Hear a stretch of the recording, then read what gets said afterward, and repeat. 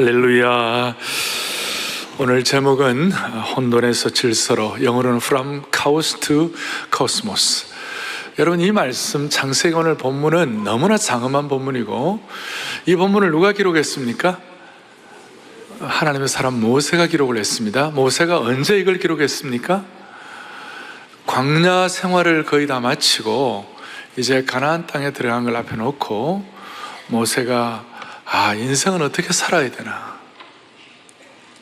그러니까 창세기는 무슨 천지 창조에 대한 얘기로 끝나는 것이 아니고, 우리가 광야 같은 인생을 어떤 식으로 살고 가나안으로 들어가야 할 것인가. 하여튼 그런 참 모세 입장에서는 광야 생활을 지나고 가나안에 들어가기 전에 이 말씀을 앞에 놓고 우리의 삶에 실제적으로 이 창조가 어떤 의미가 있는지를 그렇게 깨닫게 하시는 말씀이에요. 그래서 우리는 피조물인 인생으로 좀 겸손하고 또 순수하고 소박한 마음으로 이 말씀 앞에 다가섰으면 좋겠습니다. 그리고 본래 인간적으로 갖고 있는 창세기에 대한 선입관을 버리고 하여튼 우리가 주님 앞에 말씀 앞에 다가 앉았으면 좋겠다 싶습니다. 창세기 언어는 땅의 생각과 땅의 언어와 땅의 방식으로는 다 알 수 없는 영적인 언어입니다. 무슨 언어라고요? 영적인 언어. 그러니까 영적인 언어는 영적인 일은 영적으로 분별할 수 있는 것이에요. 바울이 이걸 깨닫고 고린도전서 2장 14절에 이런 말씀을 합니다. 육에 속한 사람은 하나님의 성령의 일들을 받지 아니하나니 이는 그것들이 그에게는 어리석게 보임이요, 영적인 일을 육신력으로 해석 못한단 말이에요. 또 그는 그것들을 알 수도 없나니 그러한 일은 영적으로 분별되기 때문이라 그랬어요. 그러니까 영적인 일은 영적으로 해석된다는 것이에요. 그러니까 여러분, 영적인 일이 얼마나 영적으로 해석되면 무슨 뜻인가 하면, 예를 들어서 지금 그 현대 문화에 대한 혜택이 전혀 없는 저 파푸아뉴기니아 같은 그런 오지에 지금 최신식 스마트폰이 떨어졌다고 생각합시다. 그게 떨어졌다고 합시다. 최신식 스마트폰 상표 이름은 제가 말하지 않겠어요. 그 떨어졌다고 합시다. 그럼 사람들이 그 원시적 파푸아뉴기니아 족이 그걸 보면서 이게 뭔가, 이게 무슨 뭐 귀걸이인가 코걸인가, 이게 무슨 먹는 건가, 먹다가 이가 아프고, 이게 뭔가 구별이 안 될 거예요. 잘 모를 거예요. 더더구나 갑자기 벨 소리가 막 나는 거예요. 휴대폰에서 컬러링 소리가 뭐 날 좀 보소, 날 좀 보소. 저는 스마트폰의 컬러링이, 저는 애국가였어요. 원래 제가 애국가. 근데 또 너무 또 이제 티내는 것 같아갖고 요새는 제가 콜레리에 변주고 클래식으로 바꿨어요. 반대, 요새 그 스마트폰 희한하기 때문에 보니까 스마트폰에서 뭐가 멍멍 소리가 나더라고요. 내가 깜짝 놀랐어요. 보니까 자기가 듣기 싫은 사람이, 보기 싫은 사람이 휴대폰에 오면 거기다 멍멍을 집어넣은 거예요. 참. 여러분, 이제 제가 이 스마트폰에 애국가가 있다, 뭐 꼴레리에 변주곡이 있다, 그 다음에 또 뭐 멍멍 소리 난다. 이걸 어떻게 알겠어요? 이걸 어떻게 파푸아뉴기니아 사람들이 알겠느냐고요. 파푸아뉴기니아 사람들이 스마트폰을 이해하지 못하는 것, 우리가 지금 우리 입장에서는 그 사람들이 왜 그런지 이해할 수 있잖아요. 그런데 우리가 하나님의 언어를, 하나님의 생각을 파푸아뉴기니아 사람들 스마트폰하고 비교가 됩니까? 하드리안 황제가 유대랍비 보고 하나님 진짜 계시느냐고, 하나님 보여달라고, 그러니까 하드리안 황제에게 오후 2시에 보여주겠다 그러고 오후 2시에 태양을 보게 했어요. 그러니까 막 화를 내는 거예요. 태양을 보면 육신의 눈이 다 머는데 어떻게 태양을 보느냐고. 그러니까 피조물인 태양도 잘 못 보는 사람이 어떻게 태양을 지으신 창조주 하나님을 보려고 그러느냐고. 정신 차리라고 있잖아요. 우리가 하나님의 일은, 영적인 일은 영적인 눈을 열어야 되는 것이, 그래서 아무리 세상에 똑똑한 사람도 영의 눈이 열리지 않으면 이걸 깨달을 수가 없는 것이에요. 우리는 이 예배를 와서 하나님의 말씀, 이 장엄한 창세기 1장의 본문을 앞에 놓은 것 자체가 축복이라고 믿는 것이에요. 우리가 이렇게 마음을 앞에 놓고 창세기 1장 1절 태초에 하나님이 천지를 창조하시니라 그래갖고 하나님은 창조주 하나님이다. 창조했다는 말은 히브리어로 바라라고 그랬어요. 인간이 바라라는 동사를 쓸 수 없다고 그랬죠. 왜냐하면 새 마음과 새 영과 민족을 창조하고 민족을 새롭게 하는 것은 하나님만이 하실 수 있는 영역이라고 그랬어요. 또 하나는 태초에라고 그랬어요. 태초에 하나님. 태초에 하나님이라는 뜻은 어떤 뜻이에요? 우리 하나님은 시공간을 장악한다 그 말이에요. 맞습니까? 근데 동시에 또 하나는 시공간을 장악한다는 말은 시공을 초월한다 그 말이에요. 초월자 하나님이에요. 초월자 하나님이라는 뜻은 어떤 뜻이에요? 좀 정확하게 얘기하면 피조물인 사람의 생각을 뛰어넘어서 하나님 자체로 완벽하다 그런 뜻이에요. 그러니까 하나님 자체로 완벽하다. 전통적인 신학에서는 하나님의 이 완벽하심에 대해서 하나님 스스로 자기 충족성을 갖고 있다. 하나님 자기 충족성, 하나님 당신 스스로, 하나님 스스로 충족성을 갖고 있다. 그래서 하나님에 대해서 I am that I am, 나는 스스로 있는 자다. I am who I am이다. 스스로 완벽하셔서 조금도 부족함이 없으시고 완전히 만족하신 상태에 계신다 그 뜻이에요. 특별히 우리 하나님은 삼위일체 하나님, 삼위 하나님은 완벽하시기 때문에 그 완벽한 삼위 하나님의 교제가 완벽하기 때문에 우주 만물을 창조 안 하셔도 하나님은 아무런 문제가 없으세요. 천지 창조를 안 해도 삼위 하나님의 교제가 완벽하기 때문에 전혀 불편이 없으세요. 그러니까 그 완벽하신 하나님, 스스로 충족하신 하나님, 모든 것이 다 갖추신, 모든 것이 다 완벽하신 하나님이 무엇 때문에 뭐가 부족해서 우리를 짓겠나요? 우리가 뭘 부족해서 우리를 천지를 창조하시고 우리를 지으셨겠냐고. 그러니까 스스로 완벽하신 하나님은 조금도 부족함이 없으시고 완전하신 만족한 상태에 계신다. 우주 만물을 창조 안 하셔도 아무런 문제가 없으시다. 그런데 왜 우리를 지으셨을까?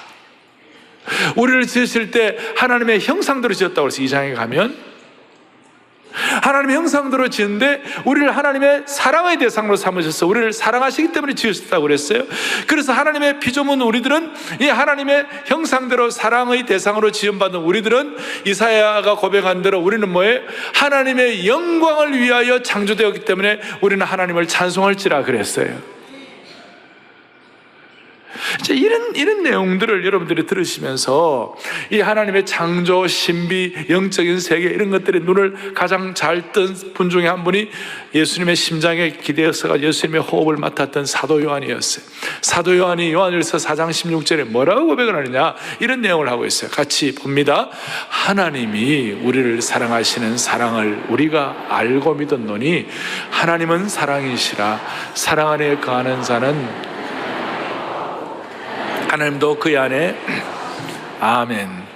자, 하나님은 완벽하셔서 하나님은 아무런 불편이 없어요. 그런데 왜 우리를 창조하시는가? 우리를 사랑의 대상으로 삼으시는데 이 하나님의 사랑을 알고 노란 것 보세요. 하나님의 사랑 안에 거하는 자는 하나님 안에 거하고 하나님도 그의 안에 거하시느니라.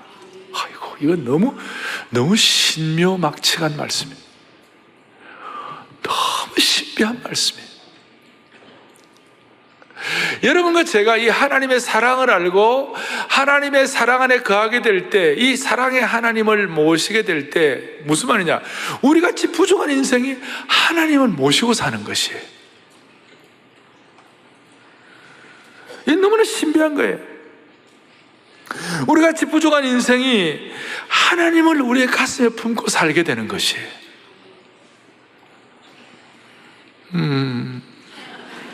다시요. 우리같이 부족한 인생이 하나님을 우리의 마음에 품고 모시고 살게 되는 것이에요. 어떻게 창조주 하나님을, 피조물의 인생이 하나님을 가슴에 품고 사는 일이 일어날까요? 그러니까 하나님의 사랑을 깨닫고 이 사랑 안에 거하는 자는 하나님을 우리가 모시고 산다 그랬어요. 그리고 여기에 대해서 이제 무슨 일이 벌어지느냐, 본래 타락한 죄인은 하나님의 영광, 하나님의 창조의 아름다움, 하나님의 선하심을 보는 영혼의 시력을 잃어버렸어요. 시각을 잃어버렸어요. 그런데 창조주 하나님의 사랑을 가슴에 품기 시작하면 우리의 영혼의 시각, 영혼의 눈이 회복되기 시작하는 것이에요. 그래갖고 피조물인 인생이지만 창조주 하나님을 가슴에 품고 하나님 우리 속에 거하시게 될 때 하나님의 신적 개입이 일어남으로 말미암아 내게 있어서 가장 좋은 게 뭔지, 내게 있어서 최선이 무엇인지, 내게 있어서 가장 아름다움이 무엇인지 이걸 하나님이 깨닫게 해주시는 것이에요. 여러분과 저는 문제가 있는 게 뭐냐면요, 내게 진짜 좋은 게 뭔지를 잘 몰라요. 그러니까 하나님께서 우리의 영의 시각을 열어주셔야 되는 것이, 그게 뭐가 좋은지 뭐가 안 좋은지를 알아야 되는 거예요. 그래서 하나님 우리 속에 계시면 이 창세기 장엄한 내용을 이제 우리가 파악을 하겠어요. 첫 번째 파악할 것은 이거예요. 2절에 보니까 땅이 혼돈하고 공하며 여호와의 신, 하나님의 신은 수면 위에 운행하시더라 그랬어요. 이게 참 놀라운 말씀이에요. 땅이 혼돈하고 공하며 여호와 흑암은 깊음이 있고 여호와의 신은 수면 위에 운행하셨다 그랬어요. 이게 무슨 말인가? 제가 우선 정리를 하면 이거예요. 혼돈과 하나님께서 신적 개입하시고 영혼의 눈이 열려갖고 하나님께서 우리의 삶을 딱 주재하시 무슨 일이 벌어지냐면 혼돈하고 공허한 인생이 질서를 잡게 된다 그 뜻이에요. 다시요. 혼돈하고 공허한 인생이 뭘 잡는다고요? 질서를 잡게 된다. 이 혼돈이라는 말이 히브리어로 토후 그래요. 그리고 공허란 말이 히브리어로 보후 이런 얘기를 해요. 이 토후라는 말은 혼돈하다, 형태가 없다, 틀이 없다 그런 뜻이고, 공허라 보후라는 말은 모호하다, 사람이 거주할 수 있는 곳이 아니다 그런 의미예요. 생명체가 전혀 없는 상태에서 땅도 없고 낭떠러지도 없고 굴곡도 없고 부피와 장소의 개념도 없고 완전한 흑암과 깜깜함이라. 그러니 발을 디딜 수가 없는 거, 물질이 없으니까. 그런데 이런 상황 속에서 어떤 똑똑한 과학자로도 깨달을 수 없는 영적인 시각이 열린 사람만이 깨달을 수 있는 놀라운 진리가 있는데, 그것이 뭐냐면 땅은 혼돈하고 공허하며 흑암이 깊은 위에 있고 혼돈하고 공허하고 깜깜함이 있는데, 그러나 하나님의 신은 수면 위에 운행하시더라. 그 하나님의 신이 바로 여호와의 신이고, 여호와의 신이 뭐예요? 성령님이에요. 성령께서 운행하시더라 그 뜻이에요. 성령께서 운행하시더라 하는 그 뜻은 뭐냐면 그 성령께서 운행하시면 공허하고 그 다음에 혼돈스러운 그런 삶의 질서가 잡힌다 그 뜻이에요. 그래서 질서가 잡히는 흔적으로 3절에 빛이 있으라, 이제 빛이 생기기 시작하는 거예요. 사랑하는 성도들이요, 하나님의 신은 수면 위에 운행하신다, 성령은 수면 위에 운행하신다는 그 말은 성령은 모든 것을 장악하시고 모든 것을 파악하고 계신다 그 뜻이에요. 하나님은 완전히 다 알고 계신다 그 말이에요. 그러니까 성령 하나님은 토후와 보후와 깜깜한 암흑 가운데서도 모든 것을 다 아셔서 질서를 만드신다 그 뜻이에요. 여러분, 우리는 이 4차 산업혁명 시대에 중요한 것이 빅데이터라고 그럽니다. 데이터에 의존하여 판단을 내리고 방향을 잡습니다. 그런데 오늘 이 정보가 잘못되었는지, 거짓된 정보인지, 오염된 정보인지, 엉터리 정보인지 우리가 어떻게 아느냐고요. 그러나 성령 하나님은 수면에 운행하시면, 성령께서 저와 여러분들의 인생의 수면을 장악하시면 거짓된 정보, 오염된 정보, 잘못된 엉터리 정보를 통한 판단을 하지 아니하고 진리 가운데서, 질서 가운데서, 아름다움 가운데서, 하나님의 사명 가운데서 그 데이터를 가지고 방향을 잡는다 그 뜻이에요. 그러니까 성령 하나님은 우리를 다 이렇게 전체적으로 파악하신다 그 말이에요. 우리의 몸이 어떤지 상태를 알려면 MRI를 찍고 혹은 뭡니까 또 뭐가 있어요? 이 스캔을 하고 그렇게 하잖아요. 그런데 성령 하나님이 오시면 우리를 다 파고 다 완벽하게 아시기 때문에 성령 하나님이 우리 속에 수면에 운행하시면 뭐냐면요, 우리의 머리끝부터 발끝까지 쫙 스캔하셔가지고 쭈르륵 해가지고 있잖아요. 다시요, 쭈르륵 해가지고 완전히 파악하셔가지고 잘못되고 오염되고 틀린 정보가 아니라 올바른 정보를 가지고 우리의 인생의 수면 위에 운행하시는 것이에요. 이것이 우리에게는 참 특별한 것이에요. 성령이 운행하시니까 틀이 잡히고 질서가 유지되는 거예요. 예를 들어서 정신적인 토후와 보후의 상황에 있는 사람, 정신적인 허무와 공허에 있는 사람, 정신적인 혼돈과 공허에 있는 사람, 예를 들어 우울증 증세에 있는 사람, 이런 사람들이 삶의 소망이 끊어지는 사람들에게 성령께서 그의 인생의 수면 위에 운행하시면 자리가 잡힌다, 그 뜻이. 자리가 잡힌다, 토대가 형성되는 거예요. 알코올 중독의 토후와 보후, 공허와 혼돈에 있는 사람들에게 그 성령께서 수면 위에 운행하실 때 삶의 깊은 흑암 속에서 생명의 빛이 발산되기 시작하는 것이 자리가 잡힌다, 그 말이에요. 지금 우리 가운데 내가 이렇게 자리가 안 잡히고 혼란스럽고 안정이 되잖아요. 어떻게 하면 좋을까 하는 그런 분들이 계시다면 그 영역에 성령께서 수면 위에 운행해 주시기를 바라는 거예요. 그럴 때 여러분 개인과 가정과 공동체와 민족의 자리가 잡히는 것이에요. 이것은 한국 역사를 통해서도 입증할 수 있는 사실이에요. 1903년도 한국 교회 부흥이 일어나기 시작, 처음 선교회가 부흥하기 시작할 때, 그 당시에 조선시대, 조선 말기는요, 정말 시대적, 정치적, 사회의 토와 보우의 시기였어요. 혼돈과 공허와 말도 못하는 그런 혼란스러운 시기였어요. 한국 사회는 노비제도, 양반들이 다 틀어지고 완전히 노비들이 그냥 수십 퍼센트가 40%인가 50%가 노비 아닙니까? 짐승처럼 살고. 그리고 당시에 선교사님들이 사람들을 만나면요, 보면 냄새가 너무 많이 나가지고, 사람들만 왜 냄새가 많이 나오냐? 목욕을 연중 행사로 하니까 어떻게 냄새가 안 나겠어요? 그리고 양반 축첩제도가 있어서 부인을 한 명이 아니라 2명, 3명, 4명을 두고 말이죠. 돈 많은 사람들은 그렇게 두고, 이런 무질서가 말로 할 수가 없어요. 1903년부터 시작된 복음의 부흥의 역사, 1907년도에 평양 부흥의 역사 이러고 난 다음에 성령의 바람이 한국의 이 무질서의 정치와 사회에 임하게 되니까 수면 위에 운행하시니까 거기에 깨어지고 잡아가고 회개하고 생명의 빛이 들어가게 되니까 무슨 일이 벌어졌는가? 질서가 잡히는 거예요.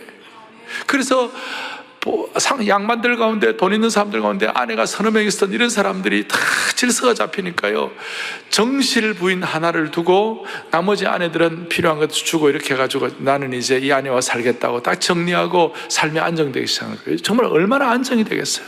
지금 이 세상이 겪는 온갖 고통과 이 땅의 신음소리와 아비규환 적대적 감정은 하나님이 의도하신 창조의 모습이 아니에요. 얼마나 많은 가정들이 깨어지는지 몰라요. 부부관계가 깨어졌어요. 형제들과의 관계도 유산과 재산 때문에 한순간에 원수가 되었어요. 이것은 하나님이 의도하신 창조 질서가 아니에요. 아프리카의 수많은 아이들이 에이즈로 고아가 되고 수많은 사람들이 폭탄 테러로 목숨을 잃어요. 지금 북한의 정치범 수용소, 선정적인 방송들, 유튜브, 포르노 사이트가 폭발적으로 자라는 것은 하나님이 의도한 모습이 아니에요. 하나님의 질서가 아니에요. 잘못된 시대의 강이 흐르는 가운데 더러워진 하루의 오염된 모습이에요. 이 모든 비극은 하나님의 창조 질서를 깨뜨리고 배반하여 초래된 고통이라고 말할 수 있어요. 이곳에 성령이 역사하시면, 이곳에 여호와의 신이 수면 위에 운행하시면 토후와 보후, 혼돈과 공허와 흑암의 기품이 질서를 잡는 것이에요. 사랑하는 교우들이여, 이 시간 우리 가운데 토후와 보후와 흑암의 깜깜한 가운데 있는 분이 계시다면 이 시간 하나님이 질서를 잡아주시기를 바랍니다. 여기에 걸맞는 말씀이 없을까 묵상하다가 시편 107편 27절 28절 30절 보면서 너무 좋았어요. 27절 보겠어요. 같이 보죠. 그들이 이리저리 구르며 취한 자와 같이 비틀거리니 그들의 모든 지각이 혼돈 속에 빠졌도다. 뭐예요?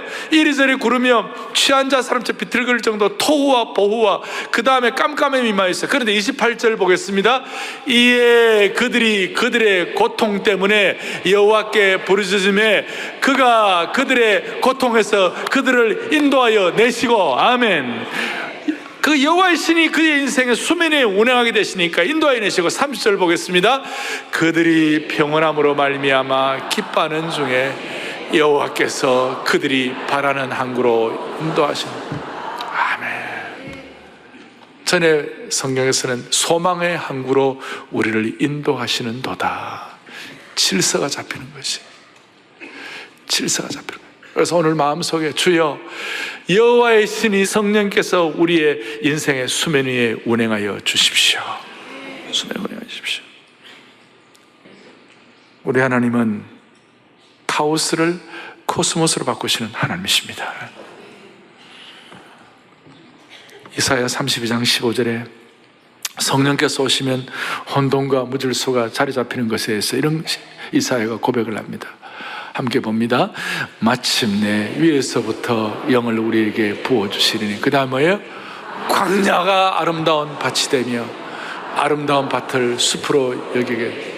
할렐루야. 제가 저 말씀 보면서 너무 좋았어요. 광야는 사람 살 곳이 못 되는 혼돈스러운 곳이, 광야에는 물이 없어요. 광야는 정글이 날아다니는 곳이에요. 광야는 인생이 거기 기속할 수 없어요.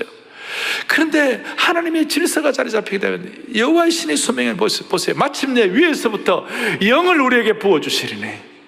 성령이 수면 위에 운행하시면, 인생의 수면 위에 운행하시면 광야가 아름다운 밭이 되는 줄 믿습니다. 아름다운 기경할 밭이 되고 그 아름다운 밭들이 멋진 숲을 이루어가는 것이에요. 사랑하는 교우들이여, 우리의 인생의 광야 같은 인생의 밭이 아름다운 밭으로 기경되기를 바랍니다. 오늘 마음에 소원을 하시자고요. 소원을 하시자고요. 그럼 한 가지 더. 그럼 구체적으로 어떻게 이와 같이 성령께서 우리의 수면에 운행하셔서 질서를 잡게 하실까? 방법은 뭐냐? 넘버 2, 생명의 빛을 통하여 자리를 잡게 되는 거예요. 3절에 보니까 여호와의 신이 수면에 운행하시고 빛이 있으라. 하나님께서 질서를 잡으시는데 성령님이 운행하시고 그 다음에 하나님의 빛을 사용하시라. 빛이 있으라. 그리고 이 빛은 저와 여러분들이 생각하는 그런 개념의 빛이 아니에요. 그 정도의 빛이 아니에요. 이 빛은 놀라운 빛이에요. 우리가 보통 빛 하면 지금 여기서 우리가 목도하는 빛이죠. 태양의 빛이죠. 달빛이죠. 별빛이에요. 이런 빛들은 뒤에 1장 14절에 보면 나흘째 되는 날 일월성신을 지으셨어요.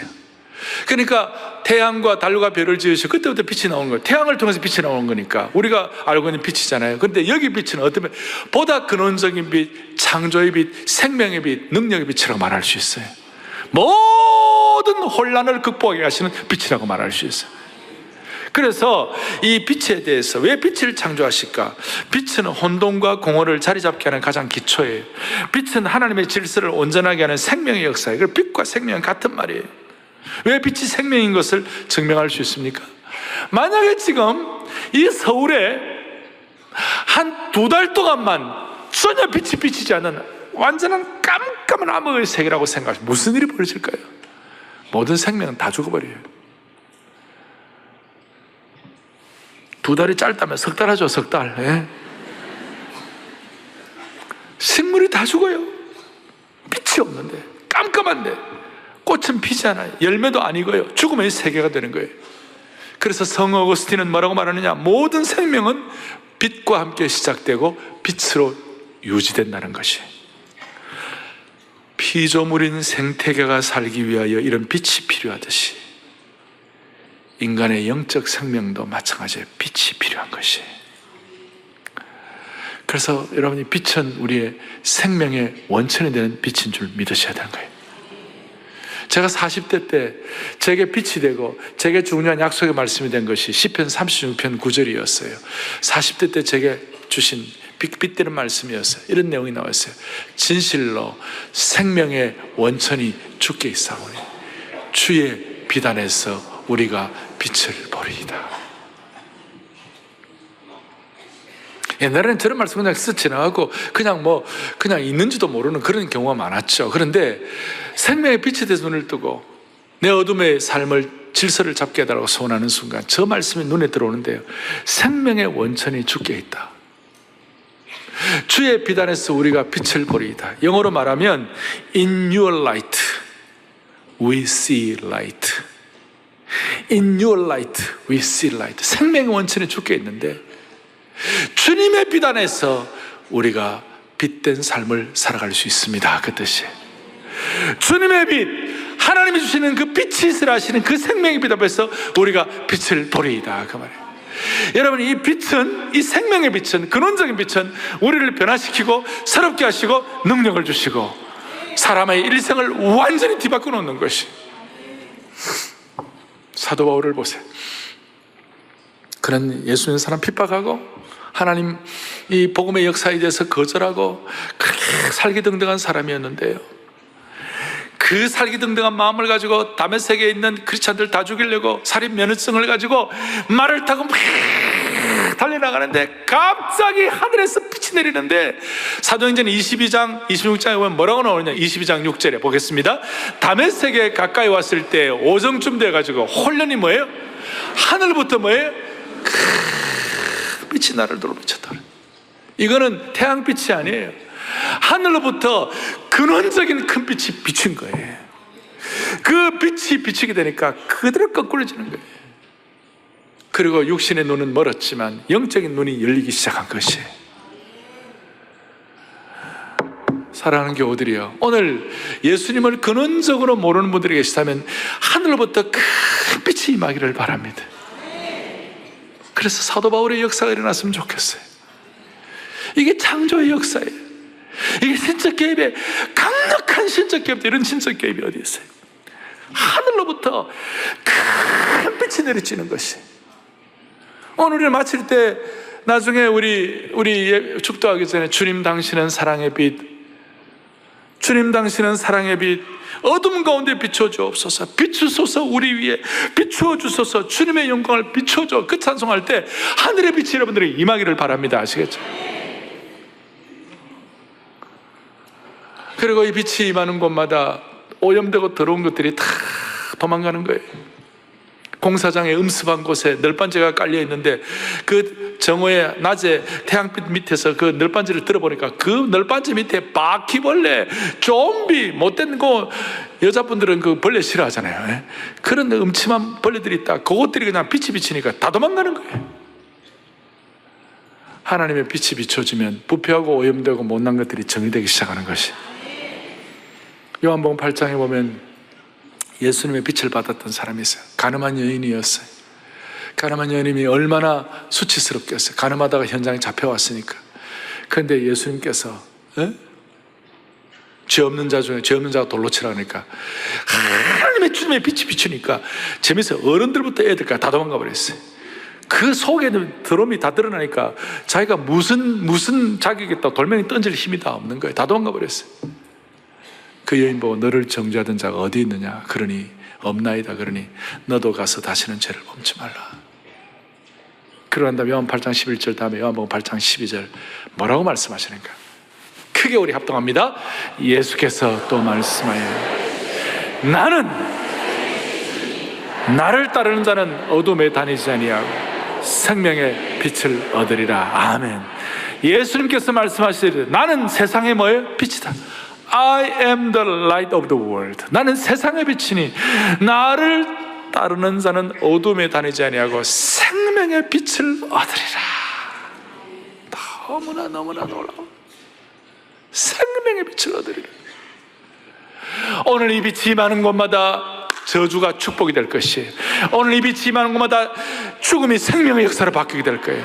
이 빛이 임하는 곳마다 고통이 성숙의 역사로 바뀌게 될 것이에요. 놀라운 하나님의 역사예요. 빛을 보는 수준은 딱 세 가지예요. 육신의 눈을 가지고 육신의 빛만 보는 사람이 있어요. 그 육신의 눈을 못 뜨고 맹인분들은 못 보잖아요. 그러나 맹인들 가운데 육신의 눈 뜬 사람보다 더 진리의 빛에 눈이 뜨이는 사람이 있어요. 지혜가 있는 사람이 있어요. 육신의 눈 다음으로는 정신의 빛이, 정신의 눈이, 지혜의 눈이. 어떤 대학교에 베리타스 룩스메아 그래가지고 베리타스 룩스메아 진리는 나의 빛이라 그랬잖아요. 학문의 진리, 지혜의 진리, 그걸 사모하잖아요. 그러면 진리를 깨닫기를 원합니다. 어두운 진리를 깨닫기를 원합니다. 그런데 진리를 깨닫기를 원한다고 지식을 깨닫기를 원한다고 그러는데 손전등 가가지고 비추면서 진리를 깨달아라 그런 사람이 있어요? 자, 천천히 다시 얘기할게요. 지혜와 지식을 깨닫기를 원한다 그러는데 와가지고 어두운 지식을 깨닫기를 원한다, 어두움을 밝히고 지혜를 깨닫기를 원한다 그랬는데 누가 손전등을 갖고 하고 비추면 그거 정상 아니잖아요? 그건 정신과 진리의 빛이잖아요. 근데 우리에게는 뭐예요? 영혼의 빛을 받아야 되는 거예요. 육신이 아니라 정신이 아니라 그보다 더 뛰어난. 그러니까 육신과 정신은 구원이 없어요. 거기는 구원이 없어요. 영적인 세계는 하나님의 구원을 주시는 세계예요. 그 영적인 빛이 있는 거예요. 오늘 우리의 삶에 여호와의 빛이 수민이 운행하시기를 바랍니다. 할렐루야. 수민이 운행하시기를 바랍니다. 우리의 혼돈과 공허와 어두움 가운데서 여호와의 신이 운행하기를 바랍니다. 그럴 때 십자가의 빛을 받게 하시고 죽음이 생명으로 바뀌게 하여 주시옵소서. 시편 기자는 이걸 깨닫고 주의 말씀은 내 발의 등이요 내 길의 빛이니이다. 날마다 우리가 말씀 속에 이 빛을 더 발견하도록 하십시다. 큐티를 통하여 우리 날마다 솟는 샘물을 통하여, 그리고 이제는 스마트폰 거기 앱을 여러분들 어플을 깔면 우리 날마다 우리 교회 큐티도 다 매일 아침 할 수 있고 아침마다 새벽 기도하고도 다 들을 수 있어요. 요즘 그러니까 4차 산업혁명 시대가 우리가 잘하면 성공할 수가 있는 것이에요.